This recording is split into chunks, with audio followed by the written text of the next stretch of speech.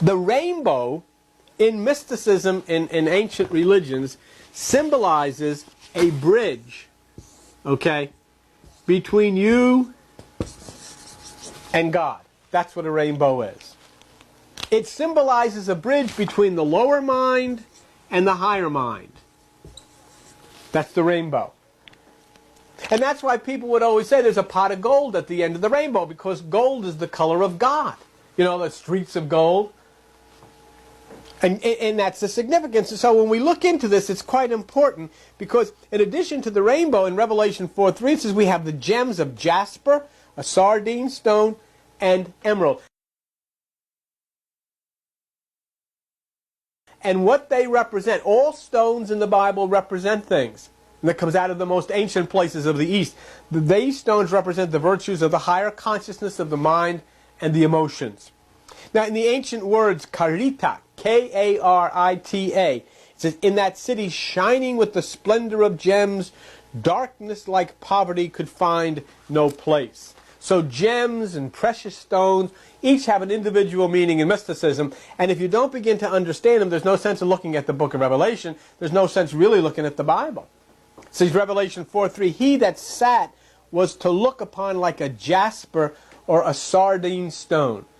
See, this is celestial imagery. Okay, a lot of people say, well, you know, you shouldn't get into that imagery. You should, because that's what it says in the Bible.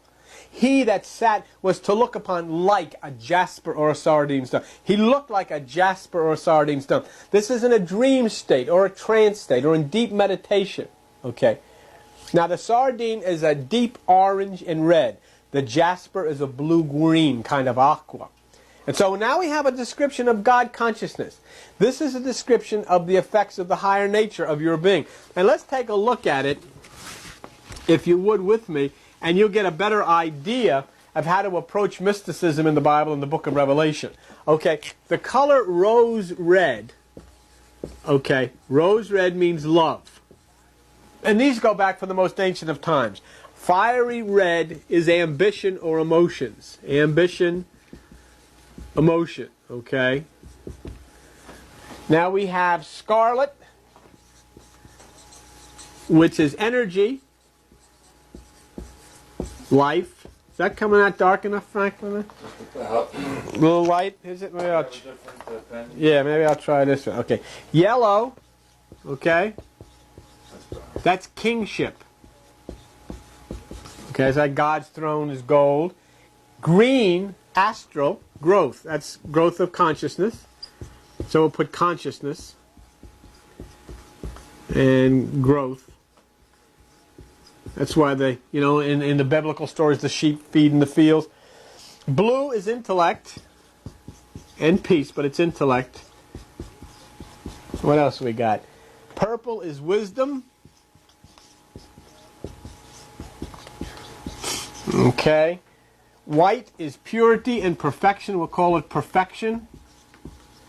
That's why Jesus comes on a white horse. That means consciousness, which is beyond that of thought. And black is potential or ignorance, darkness, etc. Okay? So, now let's take a look at it before we go away, Franks. Yellow, it says here that he that sat upon was like in sight like unto an emerald. Okay? Now if we look, the emerald is a greenish color. Okay? And the sardine is a yellow red or an orange red. So here then, if it says, he that sat was like upon a jasper or sardine stone, that's what I'm looking about, Revelation 4:3.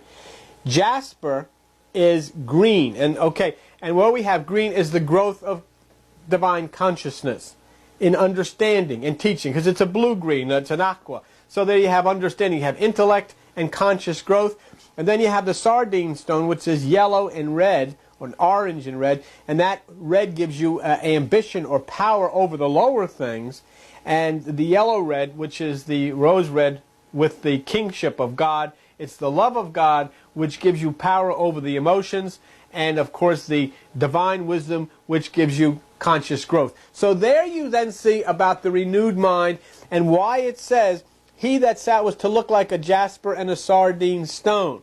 And there, both of them tell us that what it's simply saying in mysticism is that there is a control, okay, a godliness that brings love to give you control over the emotions, and a divine intellect that provides you with a growth of consciousness in understanding things and in understanding God. That's how they use stones, and that's why it's so important if you read the Bible. A lot of times you read in the Old Testament about the various stones and the gems that are in the breastplate of the high priest, and you just go on and read it. Well, you can't. You got to stop and find out what those stones mean to understand, because it's all written in symbols. It's all written in symbols. So then your meditation, now this is what's happening here.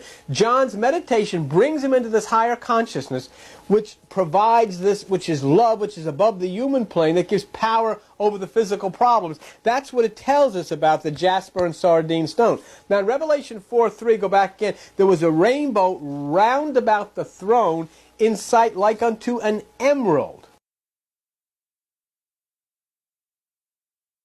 Okay? Now this is a beautiful picture of color.